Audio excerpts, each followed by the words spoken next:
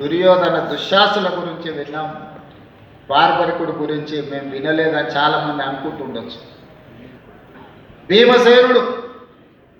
భీమసేనుడి కుమారుడు ఘటోత్కచుడి కొడుకు పేరు బార్బరికుడు. మరి ఆయన ప్రత్యేకత ఏందని మీరు అనుకోవచ్చు. బార్బరికుడి ఉన్న ఒకే ఒక్క గొప్ప లక్షణం, బలహీనుల పక్షాన నిలబడి కొట్లాడడమే అతనికి ఉన్న గొప్ప లక్షణం. అతడు యుద్ధంలో దిగినప్పుడు న్యాయం బలహీనుల వైపు ఉంటే న్యాయబద్ధమైన బలహీనుల కోసం నిలబడే గొప్ప లక్షణం ఉన్నవాడు బార్బరికుడు. ఈ వర్గీకరణలో కూడా న్యాయం మీ పక్కన ఉంది, మీరు బలహీనులు కాబట్టే మీ పక్కన నిలబడి కొట్లాడాలి అని.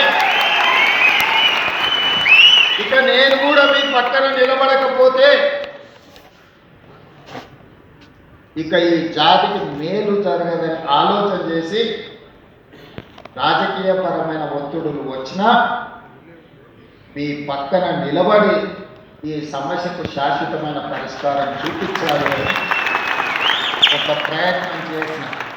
ఆ ప్రయత్నంలో పెద్దలు ఉత్తమ్ కుమార్ రెడ్డి గారు, దామోదర్ రాజనరసింహ గారు, డాక్టర్ మల్లు రవి గారు, సీతక్క గారు, శ్రీధర్ బాబు గారు, కమిషన్ చైర్పర్సన్ షమీం అఖ్తర్ గారు, చాలామంది అధికారులు, చాలామంది వాళ్ళదైన పాత్ర వాళ్ళు పోషించారు, సమయస్ఫూర్తితో వ్యవహరించారు.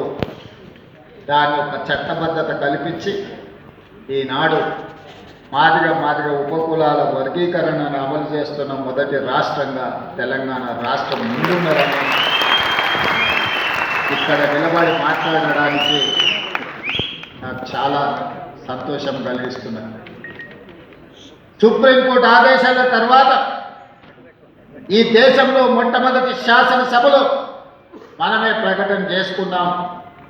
ఈ దేశంలో మొట్టమొదటి రాష్ట్రం మాదిగ ఉపకులాల వర్గీకరణను అమలు చేసి దేశానికి ఆదర్శంగా నిలబడ్డాం.